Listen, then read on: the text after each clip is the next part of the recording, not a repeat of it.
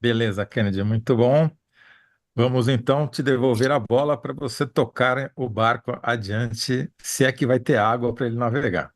Eita! Por gentileza, pessoal, coloque a Marúcia, o ateliê aí na tela com a gente. Olá, Marúcia, boa tarde para você. Obrigado por ter vindo aqui ao Análise da Notícia.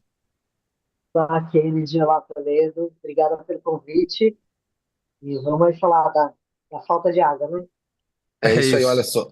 A Marúcia ela é diretora executiva do IAS, que é o Instituto de Água e Saneamento. É uma ONG, é um instituto, uma organização civil sem fins lucrativos, que tem a missão de somar esforços, fazer estudos para garantir a universalização do saneamento no Brasil, especialmente o acesso aí ao esgotamento sanitário, né? E também lida com essa questão da segurança hídrica, da importância disso, que é uma questão que está colocada para o Brasil. A pergunta para a gente começar essa conversa com a Marúcia é a seguinte: qual é o próximo problema climático e ambiental que nos aguarda? Boa. Dentre várias, porque acho que a gente está vivendo uma sequência de extremos, né? E que Sim. trazem a água como um dos elementos importantes causadores desses extremos, né? Seja o excesso de água, como aconteceu no Rio Grande do Sul, seja a falta de água, como a gente está vendo agora boa parte do território nacional, né, 50%, praticamente 60%, do território nacional está com uma estiagem severa, uma diferença desses dois extremos, né, a seca, que acho que é o principal evento, e um evento que não está para frente, ele está acontecendo agora, né, em diferentes regiões do país e impactando de formas diversas por conta até a desigualdade na infraestrutura de abastecimento de água que a gente tem, né?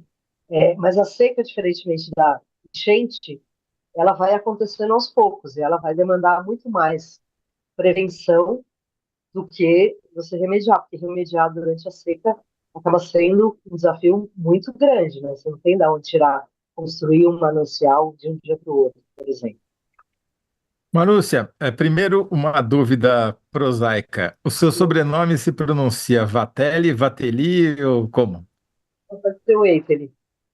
Waitley. Então Waitley. tá bom. Eu falei Waitley, Waitley. Obrigado, Waitley, Maurício. então tá bom. Waitley, vamos falar Porque propriamente dito. Marúcia, então, eu estava olhando aqui os dados, que até conversando com vocês antes, vocês me indicaram aqui um site para olhar, e eu fui olhar aqui o abastecimento de São Paulo, né, que é feito por vários sistemas diferentes, porque a água vem de todos os cantos praticamente, né? E eu fiquei meio preocupado, porque são oito, um, dois, três, quatro, são oito lugares, sete lugares que abastecem São Paulo, né? O principal deles é o sistema Cantareira, vem lá de Minas Gerais, passa um pedaço em São Paulo também. E o que eu vi nos últimos 30 dias, que é que os dados que eles fornecem lá no site da Sabesp, é uma queda de 11% do estoque de água, digamos, se é que a gente pode falar assim, né? E em números absolutos é mais assustador ainda, porque são 127 milhões de metros cúbicos de água a menos em apenas 30 dias. Isso é normal, é esperado, todo ano é igual ou está mais grave do que de costume? Não, tá mais grave. Acho que esse cenário ele já é bastante 127 milhões, se fosse aí, né? Mas ele também, comparando com entre julho e agosto, para agosto para setembro, a gente já vê que já está aumentando. Ou seja, um mês reduz 100, no outro vai 120, 140 e tal. Então, isso Ah, daí está é acontecendo, tem lá progressivo, está acelerando a perda. está acelerando, está muito quente e não está Uhum. chovendo no estado de São Paulo. O estado de São Paulo está passando por uma seca extrema severa. Já existem vários municípios, não os da região metropolitana, com situação crítica e tal, mas no caso da região metropolitana, são sete sistemas. O Cantareira é muito maior do que os outros, pra você ter uma ideia. Mais ou menos 2 milhões de metros cúbicos é o que tem de água, tá? Nesses sete sistemas. O Cantareira tem metade disso. Então, o Cantareira ele vai ser uma grande parte. E o Cantareira começou a diminuir mais agora. Então, isso vai começar a aumentar a diminuição de todas as represas. Porque se você for olhar 120 milhões, é mais do que tem de água, é o dobro da água que tem na Guarapiranga hoje. Então, Uau. você tem uma ideia da escala. Guarapiranga é uma represa muito menor, Cantareira são 5 represas, e além disso, ainda está trazendo água de outra bacia, que é a bacia do Paraíba do Sul. Né? Então, está fazendo essa. Os mananciais de São Paulo buscam água de todas as bacias do entorno, né? Isso tem, obviamente, um impacto para essas bacias também. Né? Então, a região metropolitana de São Paulo, historicamente, foi priorizada, né? O que não necessariamente é bom para essas regiões. Mas, de fato, a gente provavelmente vai ver nos próximos meses um aceleramento dessa redução, não só pelo calor, mas também está cada vez mais seco, então o solo vai ficando mais seco também. Então, além das represas evaporarem, é mais difícil, né, de segurar a umidade uma vez que o solo está seco. Então, qualquer chuva que vier, ela vai ter que infiltrar primeiro antes de começar, de fato. Então, o cenário é bastante preocupante. Ainda estamos no período que é o período de estiagem, né? Não é o período de chuvas, mas com um cenário que potencialmente pode repetir o que aconteceu em 2013, 2014, que foi um verão com pouca chuva. Isso é o pior que pode acontecer, porque aí você não tem como repor a água, né? Então a seca é essa questão. Ela vai tirando, vai Você vê, tirando. ô Maru, você teve racionamento depois dessa seca de 2013 e 2014, né? Você vê risco de a gente ter que voltar a adotar uma medida assim em 2025, 2026 em São Paulo? Olha, vai depender muito de como for esses próximos meses, né? Porque e acho que tem muito aprendizado que a gente deveria estar refletindo em relação ao que aconteceu em 2013, 2014, porque a crise hídrica começou em 2013, a crise de abastecimento é 2014, né? Ou seja, a gente Nós já está estamos no passando, equivalente a 2013. Hoje, 2024 equivale a 2013 e 2025 talvez equivale a 2014. mas está muito pior, né? O cenário de eventos extremos, né? A gente está numa onda de calor interminável em São Paulo, com baixa umidade do ar, isso obviamente vai impactar. Né? Então, e acho que o adicional, que é novo, é uma coisa para o momento atual, né? Que tradicionalmente, principalmente com seca, se trabalha na remediação, né? Um pouco na prevenção, em tudo, né? Normalmente prevenção, e a seca ela requer muito mais ações, deveria, né? Tem muito mais ações preventivas. É, o que potencialmente pode acontecer é que a gente vá reduzindo o nível das represas, né? E o diferente é que, assim, do Cantareira, é um aprendizado, tá? É porque a água acaba sendo um assunto que tem muitas ramificações, né? Então, eu estou tentando aqui fazer algo que não abra demais. Todas as represas de São Paulo ou qualquer outra que abasteça cidades, elas têm que fazer uma outorga de uso da água. Né? No Brasil, a água, o recurso, não pode ser privatizado. Você tem que fazer uma outorga para direito de uso. Tá? Estou falando de serviço de fornecimento de água, falando da água. Cada um desses mananciais tem uma autorização. Cantareira tem uma autorização que é dada pelo governo federal via ANA, junto com o governo estadual via DAE, que é o Departamento de Águas e Esgotamento, Departamento de Águas, DAE. Esses dois, né, eles deram lá uma autorização para retirar uma quantidade de água do Cantareira, e se chegar num determinado nível, tem que reduzir a quantidade. Tá?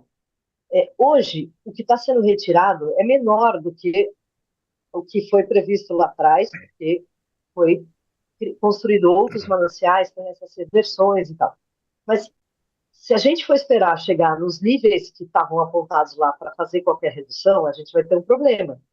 E hoje, tirando menos água do Cantareira, ele já tá reduzindo. Né? Então, acho que a própria lógica de esperar chegar um nível mais baixo para você tomar uma medida, ela merece uma revisão, né? Que não dá para esperar chegar em 30% em janeiro e a gente resolver fazer alguma coisa, porque você vai ter para o ano 30%, né? Então, essa talvez é um dos principais alertas, né? Que é super importante que a gente comece a olhar desde já, e aí, óbvio que região metropolitana é um sistema integrado, muita água, Sabesp, etc. Mas isso está acontecendo em outras cidades do Brasil, né? Então, acho que esse momento talvez é de começar a pensar ação preventiva mesmo e que crie adaptação, resiliência, sabe? Por exemplo, enfim, eu vou falar muito, falei.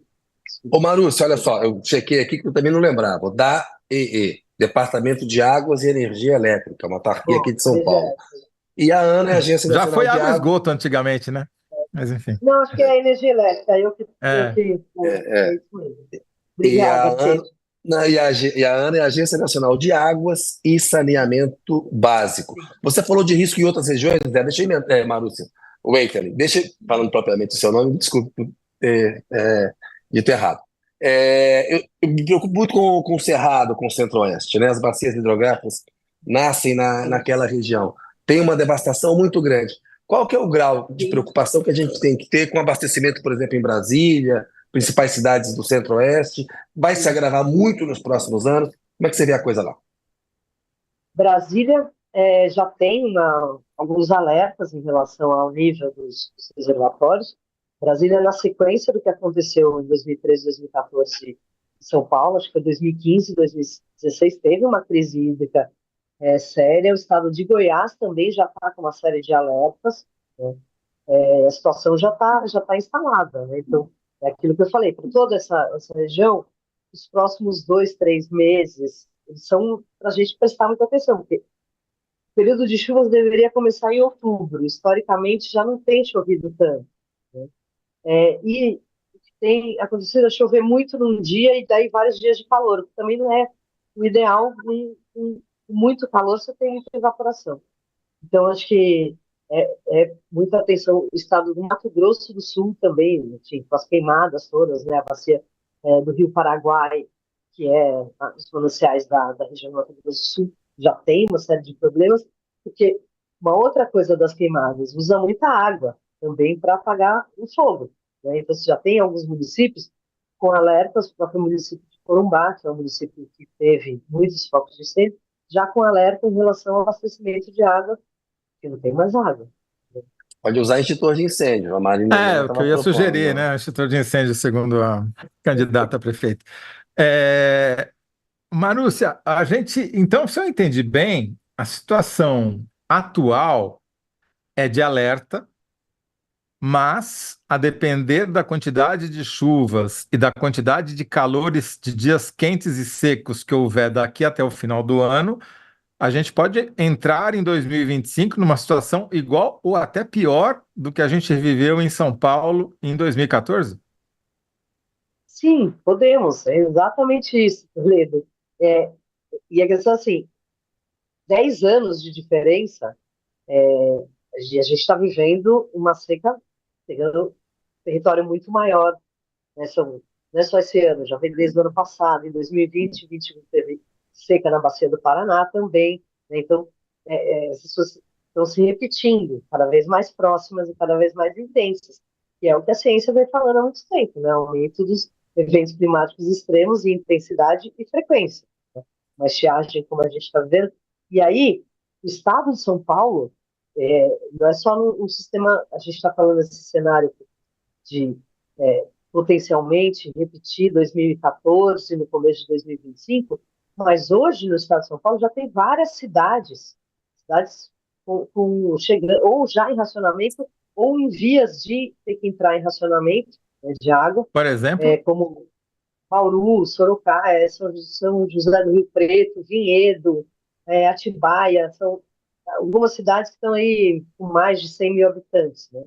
E que isso também é um outro ponto que a gente talvez não conheça nem a situação de municípios menores que isso, onde a grande maioria dos municípios pequenos do Brasil, que municípios até 50 mil habitantes, é 80% dos municípios do Brasil. A maioria, uma boa parte desses, é a própria prefeitura que faz o poço e abastece. A gente não tem conhecimento de como é a situação que é uma parte da população que mora nesses municípios que é mais frágil do ponto de vista de conseguir ter água numa situação dessa. Além disso, o Estado de São Paulo hoje tem uma boa parte do território com seca severa, e já alguns municípios em racionamento em vias D, né? E o racionamento, ele é talvez a pior medida que você vai tomar em relação ao sua produção de água para abastecimento. Ele não só é muito ruim para a população, mas ele também é muito ruim para a sua rede de distribuição de água, né? Porque a rede de distribuição é um monte de cano embaixo da terra. Se você deixar essa rede vazia, os canos começam a furar, né? Então, é a medida que deveria ser a menos desejável, ou seja, começar a se planejar antes, né? O que tem sido feito, por exemplo? Vamos fazer Ô, mais Marúcia, pouco. Fala. eu me lembro daquela crise hídrica que se falava muito da quantidade de desperdício, que metade da água era jogada fora, a água tratada ao longo, porque o sistema tinha muito vazamento e tal. Isso melhorou nesses últimos 10 anos ou continuou como está? Olha, continua mais ou menos assim. No caso, está falando de São Paulo, acho que tem uma certa redução, não vou lembrar de cabeça o número agora.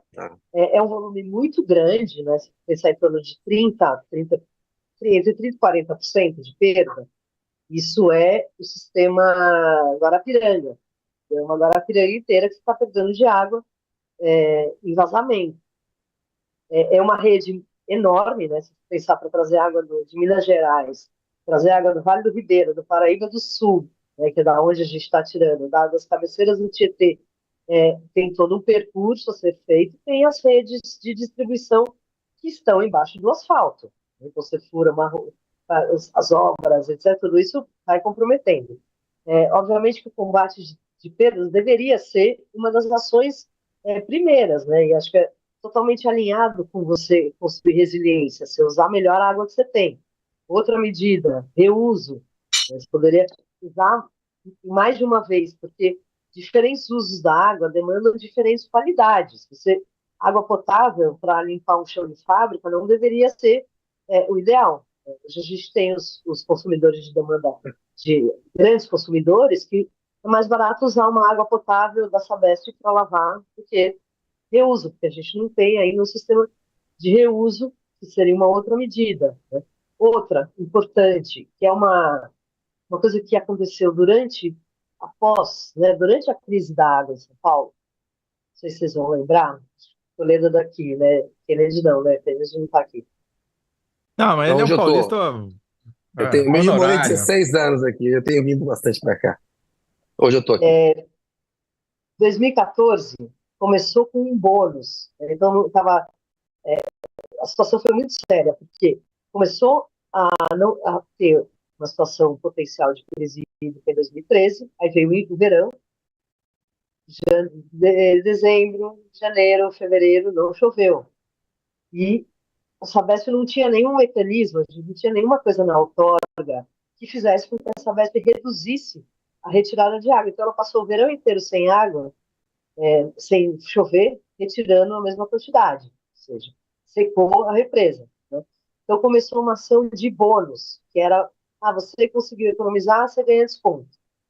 Aí veio o ônus, que era uma multa, se você passar de tal valor, sua conta de água dobra. Isso foi uma série de medidas para tentar evitar racionamento, né? Essa duplicação do valor da conta, por exemplo, para um condomínio residencial, é um valor muito substancial no valor do condomínio. Entre segunda e terceira despesa de um condomínio vai ser a água, né, no prédio que não é separado. Essa medida, né, ela gerou uma coisa muito interessante em São Paulo, que hoje está dentro do que a gente está chamando de construir resiliência para eventos climáticos extremos, né? Que foi diferentes setores, seja shopping, prédio de escritório, prédio residencial, morador de periferia, construíram formas de economizar água, seja uma caixa d'água, uma cisterna, tinha um monte de cisterna feitas em casas, etc. Seja sistema de armazenar no prédio, que é uma coisa muito comum em São Paulo, né, que vaza a água subterrânea das obras todas, então armazenar essa água e utilizar, né? Isso foram medidas que permitiram uma redução de consumo de 10%, que é muito significativo, né? Não se tem nenhuma, não foi medido isso, ninguém sistematizou esse esforço, nem investimento, mas isso poderia ser uma medida a começar a ser incentivada agora, né, que é segura o consumo, segura a retirada, e se chover, a gente sai no lucro, e não ao contrário, né? Deixa correr solto, e se Quer não dizer, se eu chover, entendi, é a hora de oferecer bônus para quem consegue economizar, ou não? eu acho que é hora de oferecer bônus, mas e além, né? Porque o bônus, porque se você opera um sistema de produção de água, você vai produzir 10. Você não pode produzir menos considerando que a pessoa vai economizar água. Você pode produzir menos considerando que ela tem infraestrutura para reduzir, entendeu? Só na armação que é voluntariosa, assim, é difícil você reduzir a produção, mas na hora que você fala, Sim. não, eu estou consumindo menos, então acho que é bônus, é incentivo a melhoria de perdas nos prédios, melhoria de uso da água, reuso, etc. Que vai esbarrar numa questão, né? Quem que cuida disso? Quem, Quem que afinal, que cuida deveria disso? fazer isso? Essa é uma boa pergunta também. Quem Vamos que fazer um cuida outro. dos canos Eu furados pela faço, cidade que uma corroem o coisa, asfalto que acabou de ser sim, repassado por cima das ruas? uma, uma coisa é cuidar da infraestrutura, que é a empresa de saneamento, no caso da região metropolitana, a Sabesp, né? E que vai ter provavelmente uma grande provação aí, né? Porque a Sabesp foi privatizada, agora esse ano você Que tem você novo. achou disso? Qual que é a sua opinião sobre a implementação da Sabesp e o Vai modelo, fazer que um não teve programa concorrência? sobre isso. Vamos fazer um outro programa sobre isso. Mas é complexo, né? Não é, Combinado. assim, Algo me diz que esse assunto não vai sair de pauta tão cedo. pois é, mas que sem, assim, é que é ruim olhar esse processo falando sim ou não, sabe? A gente Ah, reduz demais as coisas podem acontecer. A gente tem diferentes modelos acontecendo no Brasil de entrada do setor privado. Pra você ter uma ideia, até a gente, no Instituto Água e Saneamento, a gente faz um monitoramento do marco legal, né? E a gente lançou esse ano um material que chama Tabuleiro de Saneamento, que mostra que até 2026, 18 estados brasileiros vão estar com concessões privadas em escala regional, que é diferente, não é exatamente igual à privatização. Então, tem uma série tá. de questões, mas eu acho que tem agora uma privação. Mas voltando, Toledo, na questão é quem cuida da rede, do vazamento, é a empresa de saneamento. Agora, quem que vai dar a diretriz que a empresa de saneamento tem que fazer bônus, tem que... É, aí é a questão da política pública de saneamento. Esse talvez é o maior gargalo que a gente tem em relação ao abastecimento de água, mas vai ser a mesma coisa para esgotamento sanitário, né? A gente teve agora, 2 semanas atrás, em São Paulo, o Rio Pinheiros ficou verde, né? Porque tem menos água, enfim. É, e essa é talvez uma das questões que são mais desafiadoras para como a gente vai enfrentar Por quê? eventos O governo do climáticos. estado ou a prefeitura não podem mandar a Sabesp fazer bônus, ônus, o que seja? Pois é, deveriam, né? Mas a gente, historicamente, essas empresas misturavam um pouco prestação com gestão. E nesse processo atual de entrada do setor privado, mesmo a mudança da lei de saneamento na 2020, né, ela reduziu muito o papel das prefeituras como titular da política pública. Então, as prefeituras estão assim, ó, passa a bola para frente. Os governos do estado também, ó, o problema é seu. Então, tem meio um vácuo, uma lacuna mesmo de quem constrói a política de enfrentamento, né? A gente tem insistido com a Agência Nacional de Águas, porque ela, com a mudança da lei de saneamento, a Agência Nacional de Águas ganhou uma atribuição que é construir normas de referência para o setor de saneamento, que é um setor que está muito mal preparado para eventos climáticos extremos. Seja Rio Grande do Sul, é só ver o impacto que teve nos sistemas de abastecimento e a falta de preparo da Corsã, das outras, não só da Corsã, mas de várias, né, a falta de preparo para lidar com uma situação dessa. A ANA, ela tem a atribuição de criar normas de referência, e a gente vem insistindo só faz 3 anos. não, 4 anos, desde para que a ANA construa uma norma de referência orientando sobre medidas de contingência e emergência para esse tipo de situação. São medidas que o município pode ou deve adotar, que a agência reguladora, que o prestador, que o Estado. Isso seria uma grande contribuição. Então, esperamos que agora ela se convença, nesse momento atual, no contexto de Quer estiagem, dizer, que se eu entendi, a gente está cada um faz do seu jeito. Ninguém tem, cada um cria do seu jeito ali na hora. Tá muito. quer dizer, a gente já tem uma situação de alerta que pode piorar e ser ainda pior do que já foi 10 anos atrás. E para Sim, complicar ainda mais, a gente tem uma novidade na operação do sistema, que foram essas privatizações, que sim. deixaram brechas e lacunas sobre quem manda e quem obedece. E, portanto, a gente ainda pode ter dificuldades operacionais extras sobre um Na problema verdade, climático. as privatizações e concessões, elas não geraram esse problema sempre existiu, tá? Elas só Uhum. deixam mais evidente. É, e tem uma outro detalhe, né, que no Rio Grande do Sul e São Paulo, onde foram feitas privatizações, diferentemente do Rio de Janeiro e Alagoas, onde foram feitas concessões, as companhias estaduais no Rio e Alagoas, elas continuam existindo. E elas são as responsáveis pela produção de água. Então, ainda está muito mais próximo de política pública construir ações para lidar com a produção da água.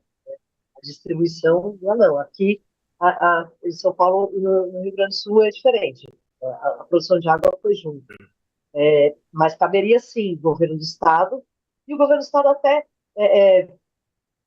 na situação atual, né, de incêndios, etc., já tem uma situação mais do que instalada, né?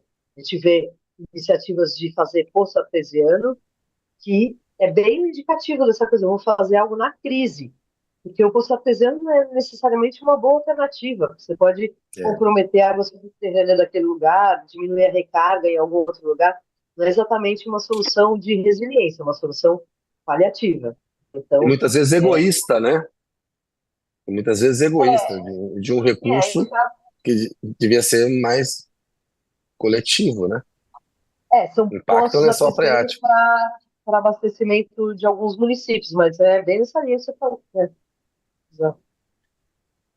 O Vamos ter meu que chamar ela cobertor, para o outro programa. lençol freático que é curto, né? É. Isso é tudo. Agora, Marúcia, você vai voltar aqui, porque a gente vai querer rediscutir essa questão da privatização quando o problema começar a pegar de verdade. Só uma observação, eu sei que a gente já estourou, mas como a gente começou atrasado, eu vou roubar um pouquinho, tá, Kennedy? Manda ficha. Pedalando às margens do Rio Pinheiros nos últimos dias, o rio não está assim verde como chegou a ficar, mas o cheiro está insuportável. E Hum. uma dúvida, você me ensinou que a bacia do Rio Pinheiros fica inteirinha dentro do município de São Paulo, certo? Não dependemos de nenhum outro município, não tem nenhuma água que converge para o Rio Pinheiros que venha fora do município de São Paulo. Teoricamente, nós temos 100%, chegamos, não 100%, mas chegamos na universalização do esgoto na cidade. Por que que o rio fede? Se teoricamente está tudo, né? Se todos os bairros da cidade têm esgoto, por que que tem esgoto no Rio Pinheiros? É excelente essa sua percepção. Porque quando se fala dessa universalização, não é exatamente que está considerando todo mundo que mora na cidade. Né? Assim, cheguei para atender quem é regular na cidade. Né? Então, grande parte dos territórios ocupados de forma de territórios vulneráveis, áreas não não tem o esgoto resolvido, inclusive na bacia do Rio Pinheiros, o que a gente vê que ainda né, é mais, obviamente, uma solução mais complexa, mas que ainda está longe de universalizar. Né? Mas acho que uma outra questão importante que você trouxe, que assim, pô, o Rio Pinheiros está quase todo dentro do município de São Paulo, como é que essa pauta não entra na agenda do município, numa eleição, num prefeito, né? Isso é uma coisa que é problema do Estado. Né? A gente tem um amigo que trabalha com educação ambiental ligada com as águas, ele sempre fala que você chega numa cidade, você olha o rio, você sabe muito sobre as pessoas que moram naquela cidade. Exato. Eu acho que é uma É coisa isso. aí que é desafiadora do Agora, mas, Pinheiros. mas- mas deixa eu entender uma coisa, então. Se está tudo aqui, teoricamente, deveria ter conexão disponível para todas as casas, significa que são as casas, os proprietários dos imóveis, que não fazem a ligação na rede de esgoto e ligam clandestinamente na rede fluvial, na rede pluvial Não, tem, para tem esgoto. várias situações. Isso que você está falando, que chama conectividade, é um super desafio, porque a rede de esgoto, você vai ter que fazer uma obra no seu terreno para ligar na rede. Não necessariamente está aqui de fazer uma obra para ligar. Então, é muito comum a gente ter a ligação de água e o esgoto está indo para outro lugar, né? Tanto que vai para a rede vial e acaba chegando na poluição, que a gente chama de poluição difusa, mas tem Isso. muito esgoto. Mas o que eu falei é assim, a gente tem áreas de ocupação urbana precária, ocupação urbana vulnerável, que não tem nenhuma coleta, não chega, não tem o serviço, entendeu? Chega a água, mas o Uhum. esgoto vai para aquela É cena que eu da rede. fico meio indignado, porque quando você está pedalando ali pelo Pinheiros, você está pedalando na região mais rica da cidade. E tem algumas vertentes que vêm dos bairros dos Jardins, do Pinheiros, Alto de Pinheiros, que aquilo que está desembocando no rio é muito mais mal cheiroso do que o rio. Qual a explicação? É porque teve alguém que não fez a sua parte de conectar na rede, não? Sim, ainda tem muito esgoto chegando no rio, né? Isso é um fato. Você está sentindo o cheiro, porque tem uma outra questão, né? Pouca água, o rio começou a ficar verde. Sim. Isso, por contraditório que seja, ele começou a ficar verde porque a qualidade dele está melhor. Porque antes ele não ficava verde porque não tinha oxigênio, não tinha vida, entendeu? É, só que era pouca água. Então, o que vão fazer? Vamos trazer mais água do Tietê para reduzir o verde. Então, provavelmente você está sentindo um cheiro que a água está mais poluída.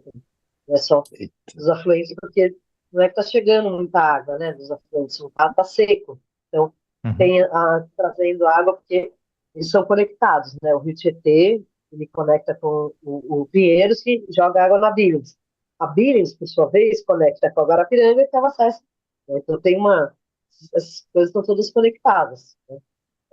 Então, dá para fazer tanto jogar água do Pinheiros para o Tietê, quanto do Tietê para o Pinheiros. E para mudar essa situação das algas, foi feito o bombeamento do Tietê.